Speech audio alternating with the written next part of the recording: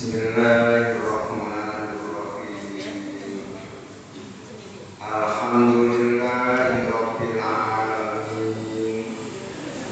Wassalatu wassalamu ala nabiyyina Muhammadin wa alihi wa sahbihi ajma'in, amma ba'du.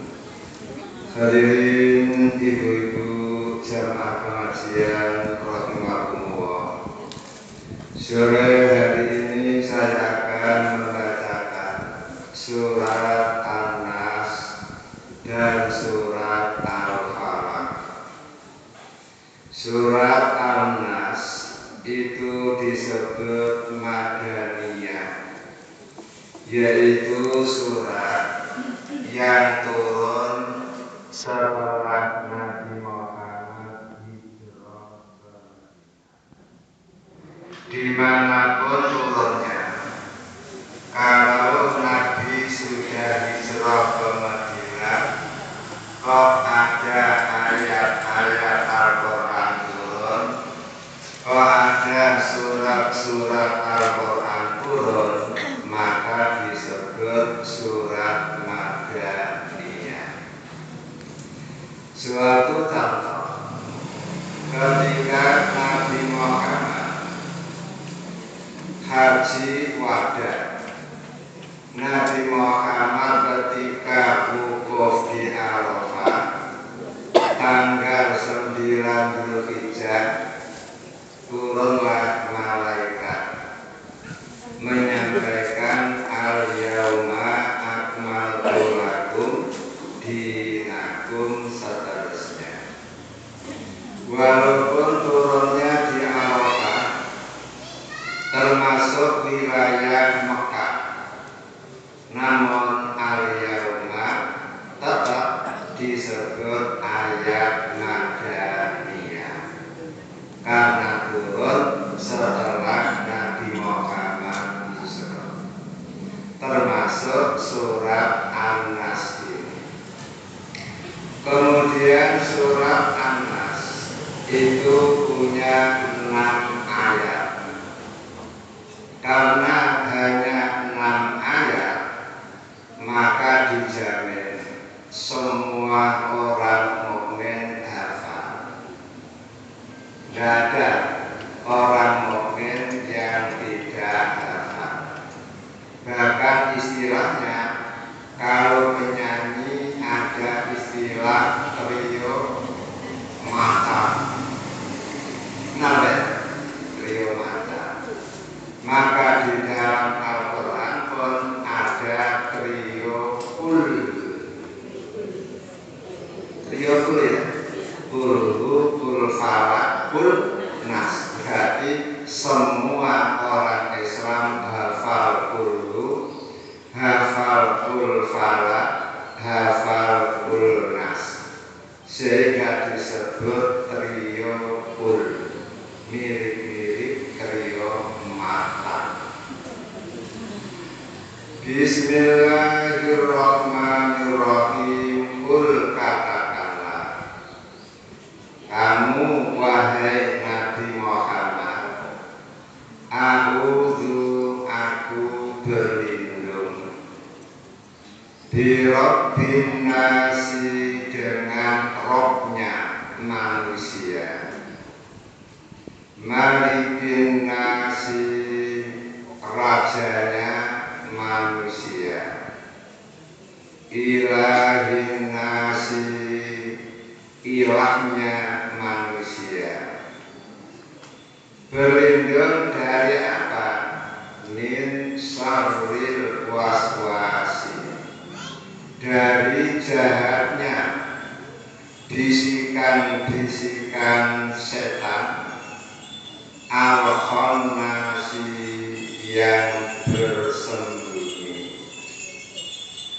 alladzi yang yuwaswisu, membisikkan setan, fi sudurin nasi, di dada manusia. Yang dimaksud dada yaitu hati yang ada di balik dada. minal jinnati dari bangsa jin wan nasi dan bangsa manusia.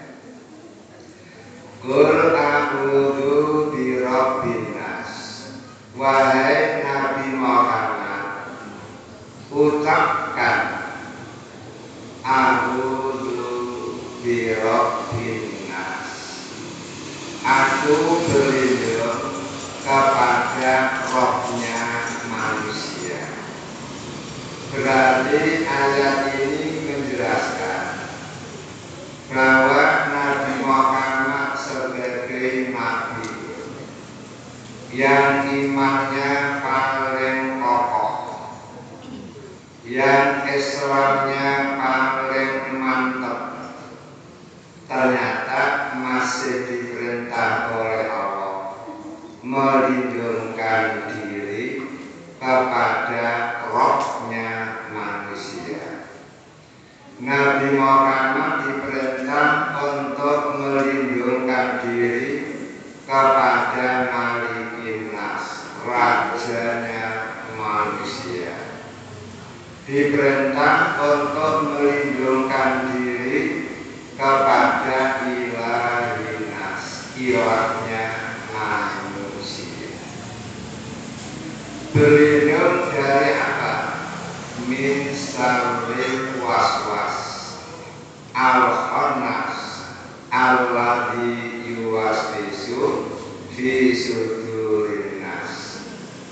Berlindung dari jahatnya bisikan-bisikan setan yang tersembunyi, kadang-kadang mengejek, nampak, kadang-kadang bersembunyi.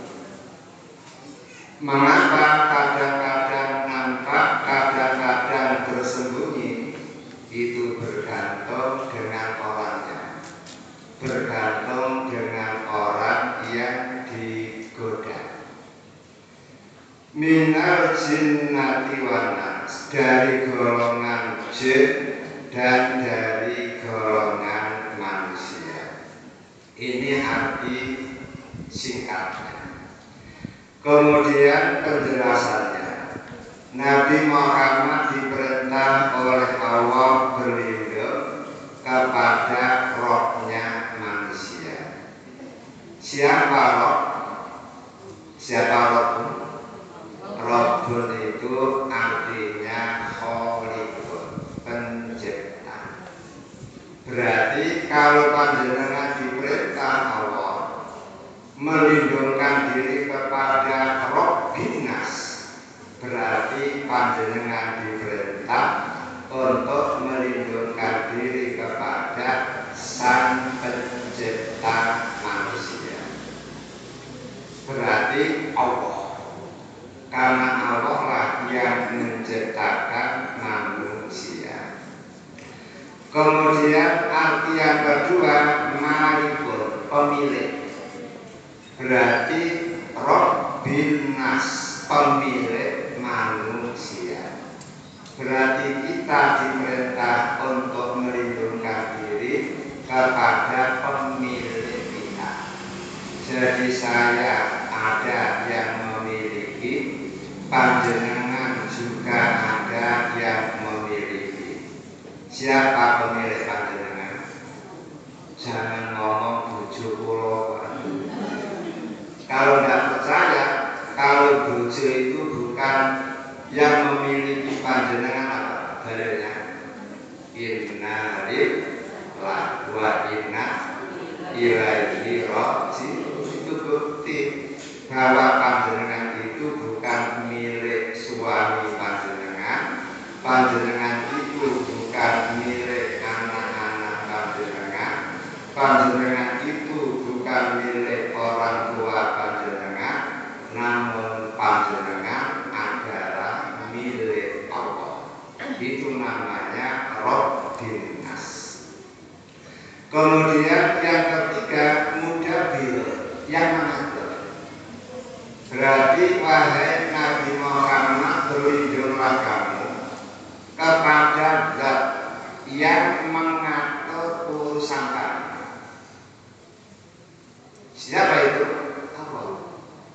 Jadi yang mengatur seluruh urusan manusia itu Allah. Mulai dari panjenengan masih berada di perut ibu, panjenengan bisa bertahan hidup karena apa? Diatur oleh Allah. Sehingga ketika panjenengan belum bisa makan, belum bisa minum karena di dalam rohib, panjenengan diinfus oleh Allah Ta'ala. Apa cairannya? Apa cairannya? Bukan infus vitamin, namun infus makan sebagai ganti makan. Sehingga ketika panjenengan di rohib ibu, walaupun tidak pernah ujaran, tidak pernah nyate, tidak pernah moto, namun tetap panjenengan bertahan hidup 9 bulan sebulan karena diinfus oleh Allah. Makan minum panjenengan melalui saluran infus. Itu namanya mudabbir, Allah mengatur. Begitu lahir, Allah mengatur. Apa mengaturnya? Panjenengan mendirikan pabrik susu. Itu kan di luar juga manusia. Ketika panjenengan masih remaja, tidak pernah kan mengenal air susu. Sampai begitu menjelang kawin terbiasa. Begitu hamil, begitu anak lahir, tidak kok tahu-tahu panjenengan punya pabrik susu. Sehingga bayi yang belum punya gigi, belum bisa makan, panjenengan bisa memberi minum air susu panjenengan yang khasiatnya luar biasa. Sehingga dengan air susu ibu saja anak bisa bertahan hidup berapa lama? Awal akal ya, sita tamasur, minimal 6 bulan ya. Tanpa makan, tanpa apa, cukup minum air susu ibu sudah bisa hidup. Setelah 6 bulan baru dicampur dengan apa? Roti. Kemudian dicampur dengan apa? Nah, setelah punya gigi, Allah pun mudabbir ngatur lagi. Apa? Karena bayi sudah punya gigi, akhirnya Allah menyediakan jagung goreng, marne. Kan begitu kan? Itu namanya mudabbir, mengatur. Kemudian fisik pun diatur. Mata 2, lubang hidung 2, telinga 2. Mengapa lubang hidung kok tidak menghadap ke atas? Berarti kan apa yang mengatur? Coba menghadap ke atas. Betapa repotnya manusia. Bila hujan, nggak bisa keluar karena khawatir kemasukan. Dan kalau tidak hujan, berdebu, semua debu bisa masuk ke sini. Akhirnya apa? Gampang sakit. Itulah hebatnya pengaturan Allah Ta'ala. Kemudian yang berikutnya, Rabbun bermakna muslimun, selalu memperbaiki. Muslimun. Jadi Allah itu zat yang selalu membagus. Gak percaya dia. Ketika masih anak-anak kelihatan setelah remaja mulai merajak, cerah. Kemudian setelah mendekati usia kawin, masya Allah malah menulis. Setelah kawin lalu sukses, duitnya banyak, malah baru nyervis wajah.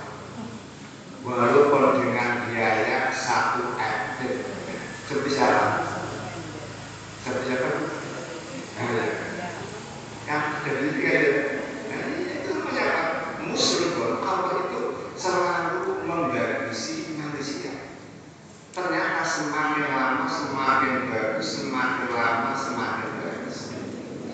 Ketika masih pakai, Masya Allah naik mobil muntah-muntah, naik bis malah menunduk. Lah setelah ekonominya membaik, makanan-makanan yang dimasukkan ke dalam tubuh nutrisinya seimbang, badan sehat, akhirnya apa? Naik pesawat tidak menunduk, naik sepur tidak menunduk, naik mobil tidak menunduk. Itu namanya apa? Muslim. Dari nol, lolak-lolak, akhirnya menjadi pointer. Itu pun namanya Muslim. Makanya panjenengan harus selalu berlindung kepada Allah Ta'ala. Di samping Allah itu robot, Allah itu malikun, raja. Allah itu raja, sehingga ia merajai semua manusia. Manusia mukmin Allah yang merajai, manusia kafir Allah yang merajai, manusia yang bawai Allah yang merajai, manusia yang jahat Allah pula yang merajai. Padahal dengan tahu Allah inna likulli malikin iman. Ingat, setiap raja itu punya undang-undang. Iya. Coba dengan hidup di Malaysia kan sistem kerajaan, di sana ada undang-undang. Panjenengan hidup di Inggris juga ada undang-undang. Kemudian hidup di Arab Saudi yang sistemnya kerajaan juga ada undang-undang. Sampai kepada republik yang bukan kerajaan itu pun ada undang-undang yang wajib dipahami, yang wajib dipahami. Lah karena Allah itu malikul raja, otomatis Allah pun punya undang-undang. Panjenengan pernah menghadiri undangan gubernur atau presiden? Pernah ya? Apa yang harus panjenengan lakukan? Di sana diatur. Sebelum datang ke istana harus bermalam dulu di hotel bintang 5. Kalau Isra kan bintang 10 ya. Darah harus bintang 5. Kemudian pakaiannya harus jas-jasan, ada dasi. Kemudian celana harus licin. Saking licinnya melarat menghingap, ceblok, tergelincir. Sepatunya harus mengkilap. Kemudian sebelum jam pertemuan 10 menit harus sudah datang. Itu pun dengan pengawalan. Kemudian masuk lewat pintu 1 diperiksa dulu, lolos masuk pintu 2 diperiksa lolos. Setelah pintu ke-7 diperiksa lolos, baru bisa masuk di tempat dulu. Setelah 10 menit barulah bisa ketemu. Itu pun ada peraturan-peraturan ketat. Lah panjenengan demikian, karena Allah sebagai raja panjenengan pun harus paham dengan peraturan Allah. Apa itu? Kalau mau sholat wajib wudu terlebih dahulu. Kalau junub wajib mandi janabah terlebih dahulu. Setelah itu wajib memakai pakaian berhubung, sehingga wajah harus kelihatan, tapak tangan harus kelihatan, selalu wajib tertutup. Kemudian menghadapnya tidak boleh sembarang menghadap, ya. Namun harus menghadap kemana? Jangan ngomong kulon ya, tapi Ka'bah, menghadap ke Ka'bah. Mana arah Ka'bah? Mana arah Ka'bah? Maksud sini Ka'bah? Ka'bah itu adalah dari barat ya, jenengan tarik ke utara 24,16 derajat. Itu kalau coba. Nah kalau ke sono 24,18 derajat. Jadi 24 derajat lebih 16 menit. Itu untuk orang Jombang. Jenengan pernah sholat di rumah dulu? Pernah? Kemana arahnya? Kemana arahnya? Sudah pernah jenengan cek? Sudah benar? Pertanyaannya dulu. Kalau belum pernah dicek, kok panjenengan sering sholat di rumah? Kira-kira diterima apa? Itu kan terus. Belum pernah istihad. Maka istihad, iya. Istihad itu kan maksud. Kok tidak pernah dicek, pancet saja. Padahal pas takdiril kiblat. Kata Nabi, apabila kamu mau sholat, kamu wajib menghadap ke kiblat. Panjenengan kan? Ngawur kan? Pokoknya kira-kira.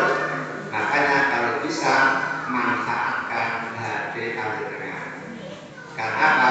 Di dalam HP panjenengan ada kompas menuju ke arah mana? Sudah bisa main menggunakan? Belum? Waduh, paling bisa. Nanti tanya Google berarti ada sehingga panjenengan tahu. Akhirnya apa? Panjenengan setiap sholat di rumah tahajud itu bisa menghadap Ka'bah persis.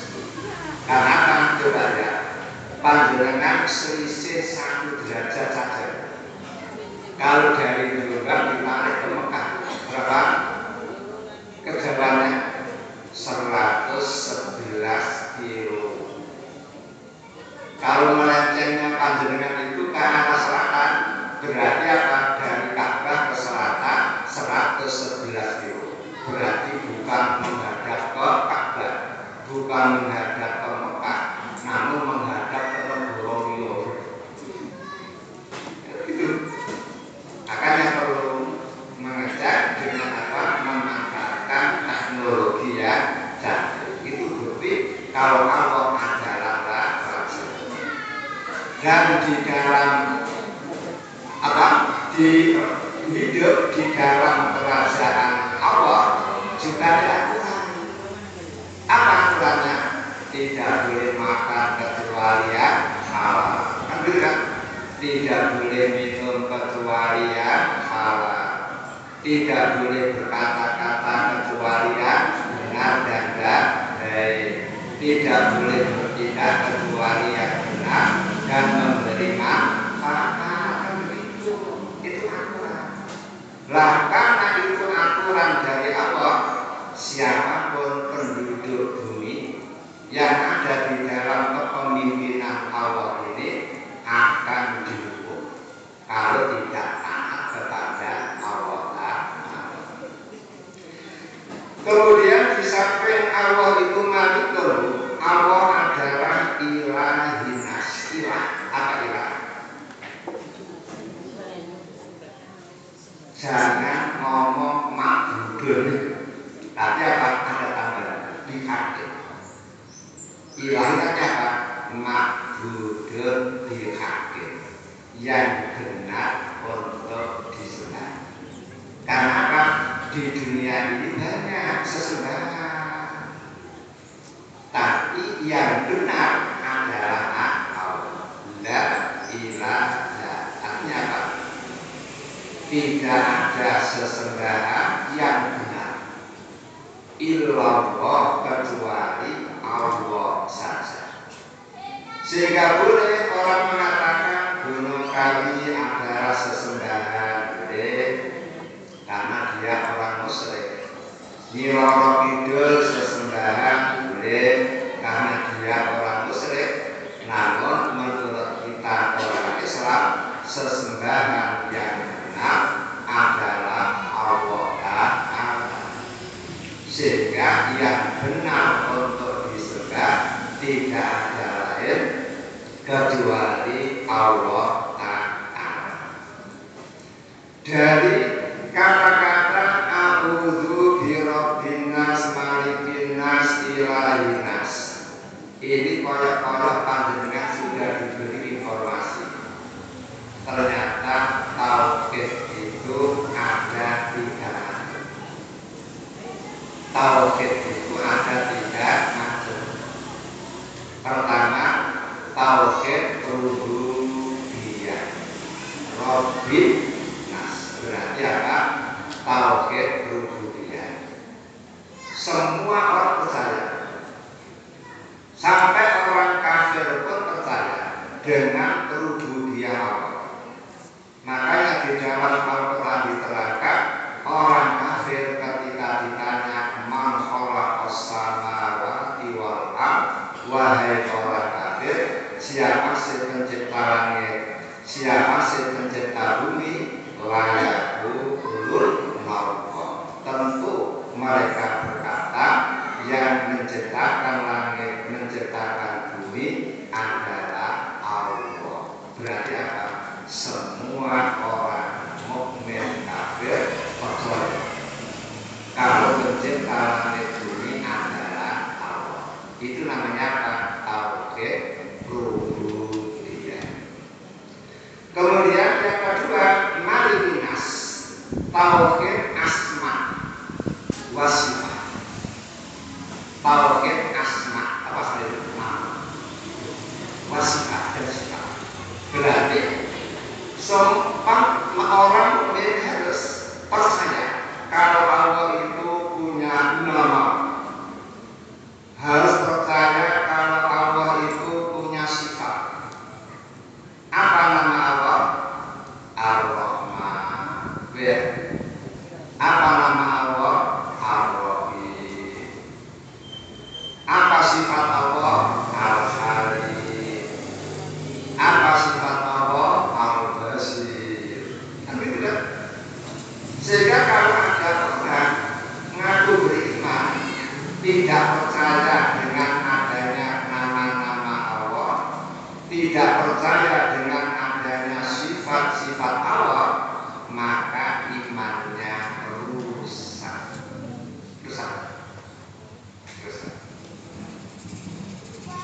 Makanya dilakukan walillahi asmaul husna. Allah itu punya beberapa nama al-husna. Apa husna? Kalau laki-laki namanya Ahsan, isim tafdhil. Kalau Hasanun, orang yang baik. Kalau Ahsan, orang yang lebih baik. Laki-laki beda husna, wong itu sing paling apik dibanding yang lain. Kalau nama-nama Allah berarti nama yang paling bagus bila dibanding dengan apapun yang ada di jagat raya ini. Makanya fatuhu dia. Silahkan panjenengan berdoa kepada Allah dengan menggunakan nama-nama tersebut. Berarti apa? Ketika panjenengan minta rezeki kepada Allah, sebut saja ya Allah, ya Razzaq, urzuqni rizqan thayyiban wa barik li fi rizqi. Ya Allah, dan dia memberi rezeki, berilah aku rezeki yang thayyib dan berkailah rezeki itu untukku. Kalau panjenengan ingin minta ilmu, ya sebut saja ya Allah, ya alim, alimi ma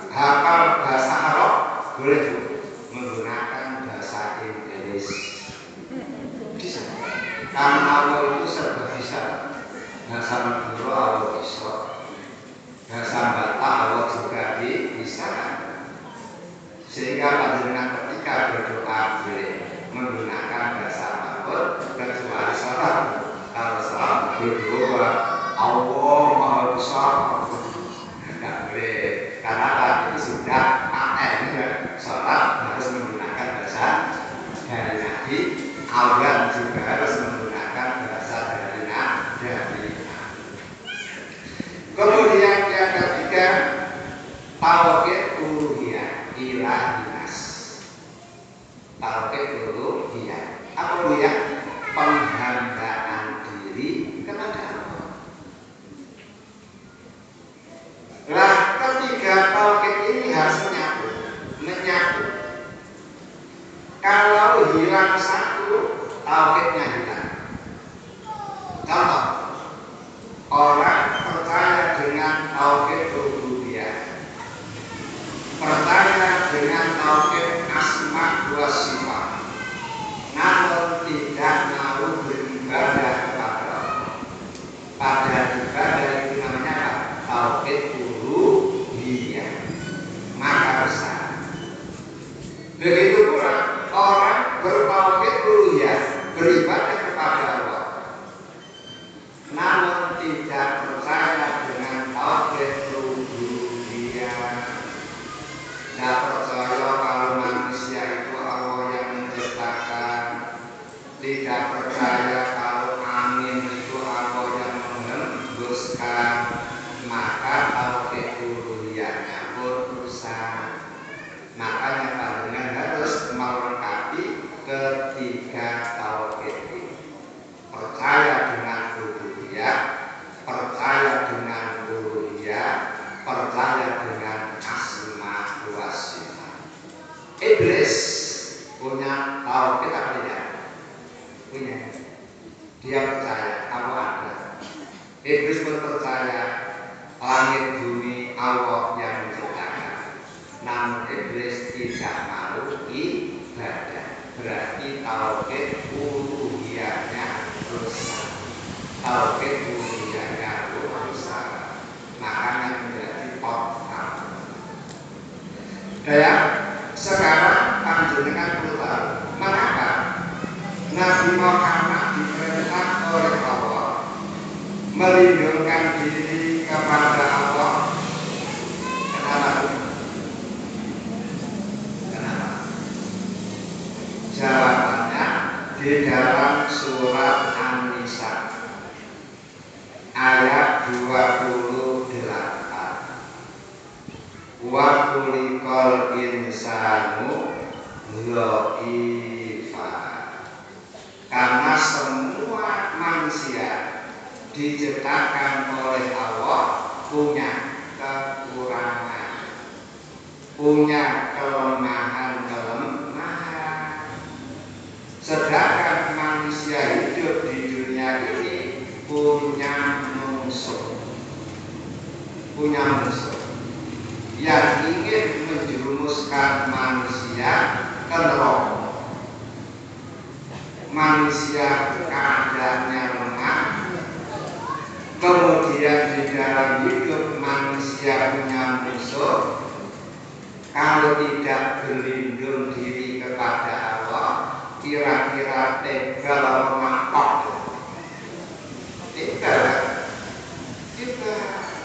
Oh, Nabi saja disuruh berlindung, apakah lagi kita semua. Lebih-lebih Allah sudah memberi bocoran, inna syaitana lakum aduwwun mubin. Ada lagi aduan faktahiduhu aduan. Setan itu musuh panjenengan, maka faktahiduhu aduan. Jadikan setan menjadi musuh. Wong setan musuh kok malah dijadikan apa? Teman. Wong setan itu musuh kok malah dijadikan apa? Hadam. Malah seperti apa? Akan menjerumuskan. Kemudian alasan yang kedua, mengapa manusia harus berlindung diri kepada Allah? Hal ini dijawab di dalam surat Al-Isra, surat yang ke-17 ayat 11 yang berbunyi wa kana insanu ajula. Manusia itu punya sifat apa? Tergesa-gesa, gampang putus asa, gampang marah,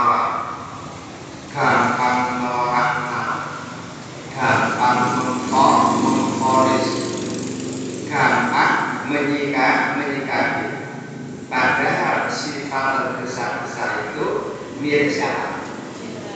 Mirip setan. Karena setan itu yang punya sifat tergesa-gesa. Nah, kalau manusia punya sifat tergesa-gesa kan pas. Begitu disentuh oleh setan, langsung kena. Pas. Makanya supaya tidak tega ketika berhadapan dengan setan, maka perlu a'udzu birabbil nas, malikin nas, ilahin nas, berlindung diri kepada Allah Ta'ala. Kemudian berlindung diri kepada Allah dari apa? Dari apa? Dari apa? Cerita-cerita.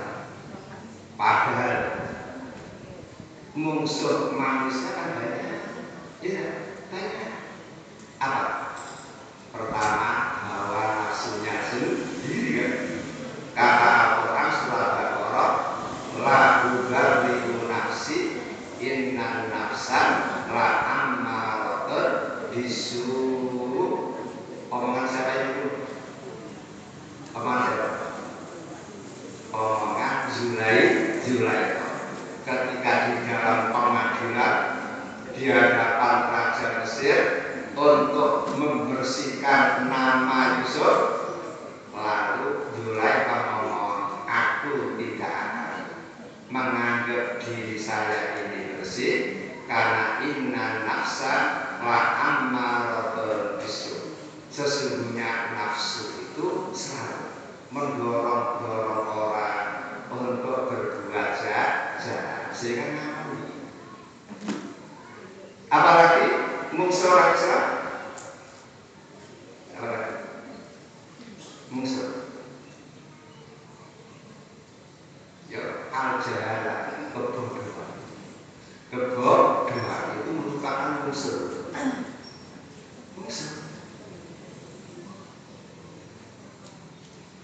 Apalagi kemalasan. Kan banyak Nabi beliau, Allahumma inni a'udzubika min syarri nafsi. Ya Allah, kata Nabi, aku berlindung kepada Engkau dari jahatnya nafsu saya. Allahumma inni a'udzubika minal kasal. Ya Allah, aku berlindung kepada Engkau dari sifat malas.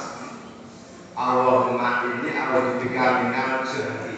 Ya Allah, aku berlindung kepada Engkau dari kebodohan. Namun mengapa di dalam ayat ini kau menyebut setan?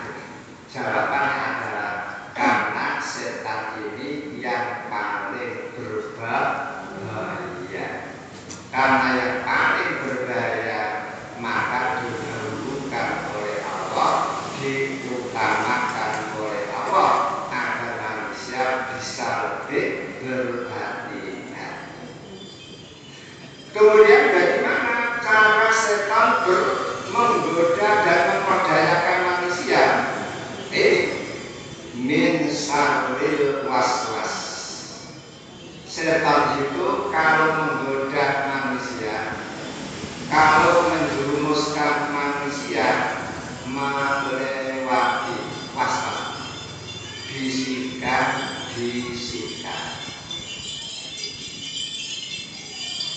disudurnya langsung tembus di hati manusia. Bisikannya itu langsung tembus di hati manusia. Kemudian al-khanas yang bersembunyi, kadang-kadang nongol, kadang-kadang bersembunyi, kadang-kadang menjauh, kadang-kadang mendekat. 5 jawabannya, di saat panjenengan yadhkurullah, hati panjenengan berzikir kepada Allah, setan menjauh. Khanas, bersembunyi. Namun ketika panjenengan blank, sudah tidak berzikir lagi kepada Allah, tidak lagi menyebut Allah, maka setan mendekat lagi, membisiki lagi. Iwas membisiki lagi. Dan cara setan membisiki bagaimana? Sumara atiyannahu min baini aydihim wa min khalfihim wa an aymanihim wa an samaihim. Setan itu ketika menggoda manusia kadang-kadang dari depan, tidak berhasil dari belakang, tidak berhasil dari sebelah kanan, tidak berhasil dari sebelah kiri, tidak berhasil dikepung. Makanya di dalam surat Al-Mu'minun, Rabbi a'udzubika min hamazatis sayatin wa a'udzubika Rabbi an yahduruni. Yahduru fi'il mudhari. Berarti apa? Datang berketerusan. Selama belum berhasil datang. Yahduru menggunakan isim awal jamak fi'il mudhari yang bersamaan dengan bentuk. Kalau yahduru dia datang seorang diri, yahduroni dia datang dengan berdua. Kalau yahduruna mereka datang beramai-ramai. Berarti apa? Dikepung satu orang, dikepung oleh setan banyak. Berarti kata Mas Doyo, maju kena, mundur kena, belok kiri kena, banteng kanan kena. Karena dikepung oleh itu. Karena dikepung depan, belakang, kiri, kanan, maka supaya panjenengan tidak diterkam oleh setan, maka panjenengan harus apa? Jangan maju, kena. Jangan mundur, kena. Jangan belok kanan, kena. Jangan belok kiri, kena. Tapi yang tidak ada setannya hanya bawah, atas. Bawah dan atas. Apa bawah? Panjenengan menyadari manusia itu lemah. Karena panjenengan sadar kalau diri panjenengan lemah, sementara dikepung oleh musuh depan, belakang, kiri, kanan, satu-satunya cara agar selamat apa? Jalan ke atas. Makanya berlindung kepada Allah. Dengan berlindung kepada Allah, panjenengan akan diberi pertolongan. Sehingga setan seganas apapun tidak berdaya menghadapi panjenengan. Kalau tidak percaya, saya perbandingkan ya, siapa di antara panjenengan yang rumahnya gede, dari pintu depan sampai pintu regol jauh ada. Umpama jenengan punya rumah gede, kemudian halamannya saja sama pangan, di depan ada pintu gapura. Begitu ada teman nongol mau bertamu ke jenengan, langsung disambut dengan apa? Gonggongan mati. Coba jenengan apa kan? Diatem sumum hukum tapi karena anjingnya orang Jawa nggak ngerti bahasa kan, sehingga tetap bonggong.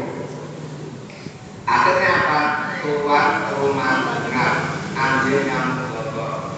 Begitu diinjak dilihat, astagfirullah, temanku datang, digonggong oleh anjing.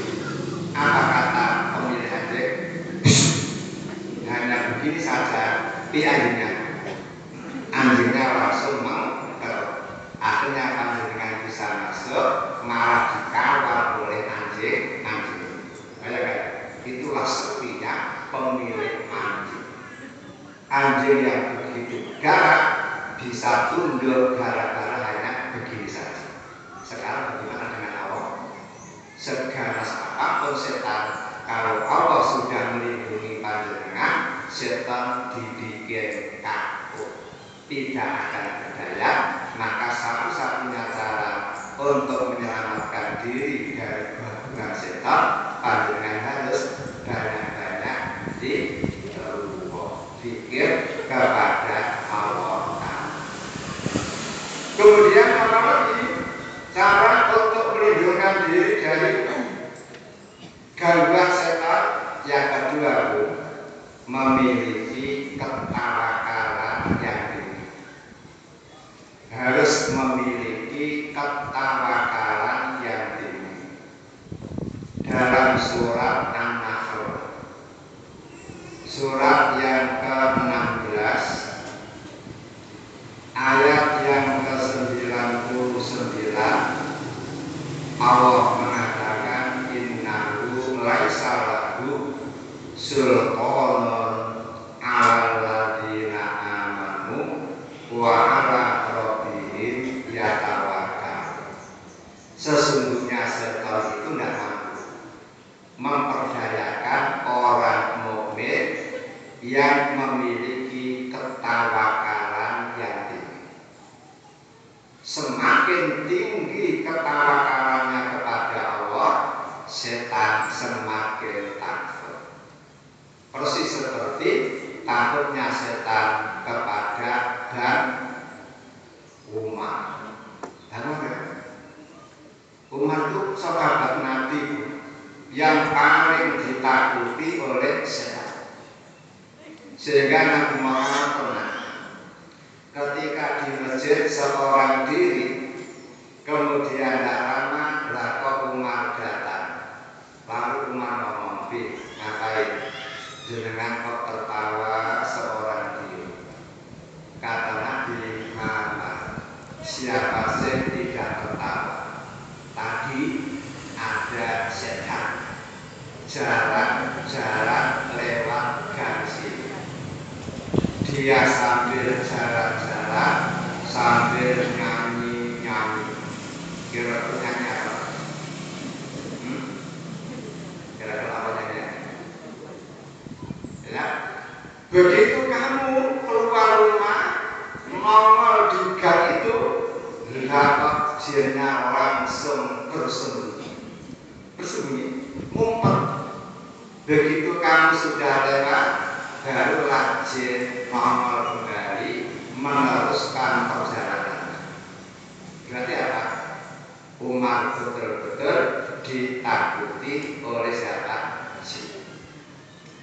Sampai Nabi Muhammad sudah wafat bersama. Ketika Umar jadi khalifah, negara Mesir itu dikuasai oleh orang Islam. Yang diangkat oleh Umar jadi gubernur Mesir adalah sahabat Amr bin As. Lah di Mesir ada adat tiap tahun mereka mengadakan syukuran kepada Sungai Nil.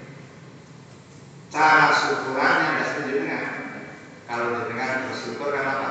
Mengeluarkan zakat, itu namanya syukur. Dengan sholat tahajud itu namanya syukur. Dengan ngaji seperti namanya syukur, mensyukuri kesehatan. Namun cara orang Mesir kuno di dalam mensyukuri Sungai Nil, mereka harus memberi sesajen. Gadis tercantik se-negeri Mesir diberi seharga berapapun, triliunan atau yang penting tiap tahun harus memberi sesajen. Itu berlaku turun-temurun. Nah, setelah Mesir menjadi milik orang Islam, gubernur Mesir dipegang oleh Amr bin As. Begitu 1 bulan sebelum waktu datang, sesepuh-sesepuh Mesir datang menemui gubernur Amr. Kata mereka, gubernur, di Mesir ada turun-temurun yang harus kita lakukan, yaitu tiap tahun memberi sesajen kepada danyang-danyang yang bau reksa sungai ini. Karena Mesir bisa kaya raya makmur gara-gara sungai ini. Sebagai ucapan terima kasih kita kepada mereka, kita beri sesajen gadis cilik tercantik. Pada waktu itu Gubernur Muhammad jangan dulu ya jangan dulu lah. Kalau sekarang kami yang berkuasa, maka hal itu tidak akan saya lakukan. Masya Allah, mereka marah, mereka mengancam-ancam. Kalau terjadi apa-apa, mereka tidak tanggung jawab. Ternyata Amr pun tidak takut dulu karena orang beriman kan, tidak takut. Dan kalau ada apa-apa, aku gubernur Mesir yang bertanggung jawab. Ternyata betul. Hari H tidak dikasih sesajen, maka sungai ini mogok mengalir. Kalau mahasiswa mogok mengalir. Kalau sungai ini mogok mengalir. Dan aneh, di sini air kumpul membludak sampai keluar tumpah terjadi banjir. Sebelah sini kosong blok, setetes pun tidak ada. Itu kan, itu makulatin maknanya, tidak bisa diterima anak-anak. Sehingga Amr bingung, cara mengatasi. Tapi waktu itu belum ada HP. Akhirnya Amr kirim surat kepada Khalifah Umar menerangkan peristiwa itu. Kemudian Umar pun segera membalas.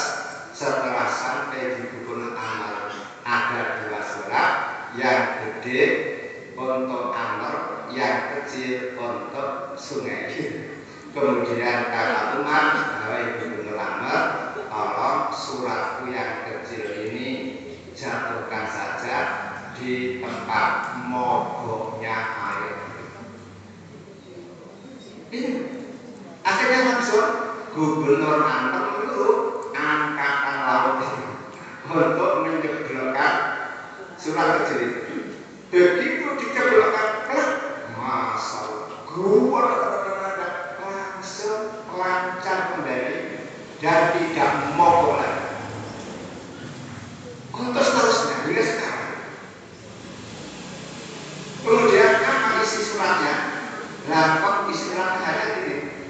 Wahai sungai ini, kata Umar, kalau Anda mengalir karena Allah, silahkan mengalir. Namun kalau Anda mengalir karena ingin sesajen gadis cantik, maka ketahuilah, anak Umar sa'atika, aku bernama Umar, aku akan datang kepada kamu. Takut dulu digedang seperti ini. Dan terus begitu. Makanya banyak rumahnya orang bisa di pintu ditulis Umar Al-Faruq. Iya. Karena agar rumahnya ditaruh izin berkorok Umar. Bukan itu ketakarannya yang membuat betul-betul takut. Dan begini ini tidak hanya Umar, panjenengan pun bisa, yang lain pun bisa. Saya punya teman akrab, ibunya seorang diri, hidup di rumah juga seorang diri. Tiap malam selalu diganggu makhluk gede. Dia berdua makhluknya nongol di pojok kamar gede. Sehingga si orang perempuan itu takut terus. Akhirnya dia menyuruh kepada anaknya, saya ini tiap malam selalu didatangi makhluk gede, sehingga saya ketakutan terus tidak bisa tidur. Tolong kalau malam saya ditemani. Lah kok dan anaknya ngomong, "Bu, mantu panjenengan baru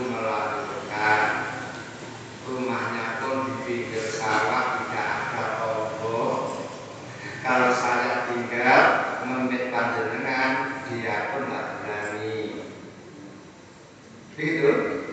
Dah gini aja.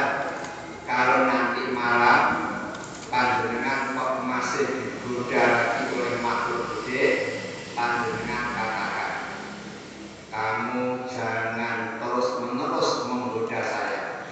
Nanti kamu akan kulaporkan kepada anak saya yang bernama titik.